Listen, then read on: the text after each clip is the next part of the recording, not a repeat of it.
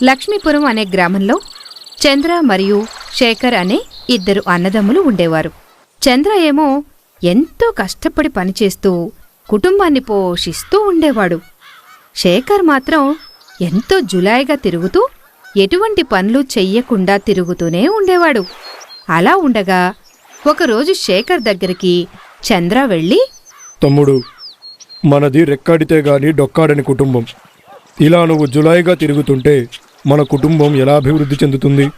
చూడన్నయ్య, నేను నీలాగా రోజంతా కష్టపడి పొలం పనులు చేసి చివరికి సంపాదించే 4 గింజల కోసం పనిచేయను. నేను ఏదైనా పని చేస్తే లక్షల డబ్బులు రావాలి అని అన్నాడు. దాంతో చంద్రకి ఏం చెయ్యాలో తెలియక మౌనంగా ఉండిపోయాడు.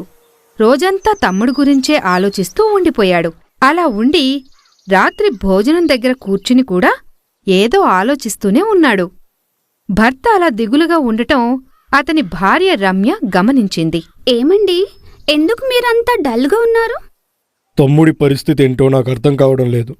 ఇప్పుడు నేనున్నాను, వాడిని చూసుకుంటున్నాను.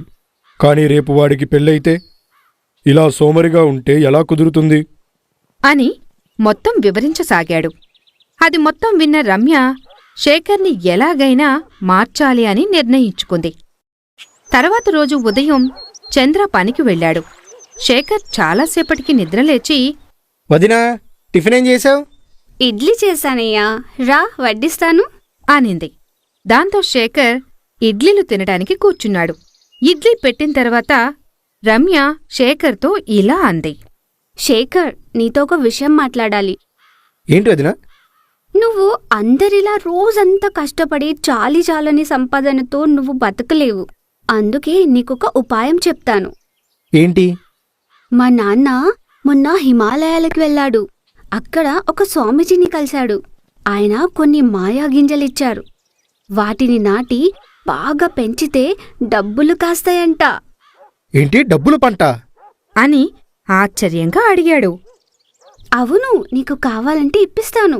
నువ్వు అనుకున్నట్లుగానే ఎక్కువ డబ్బులు సంపాదించొచ్చు అని చెప్పింది. దానికి శేఖర్ ఒప్పుకున్నాడు. రమ్య వాళ్ల ఊరి నుంచి గింజలు తెప్పించి శేఖర్కి ఇచ్చింది.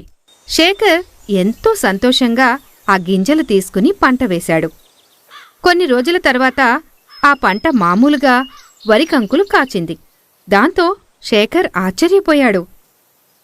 అరే, ఇదేంటి, వదిన డబ్బులు కాస్తాయని చెప్పింది, ఇదేంటి ఇలా? అనుకుంటూ రమ్య దగ్గరికి వెళ్ళాడు.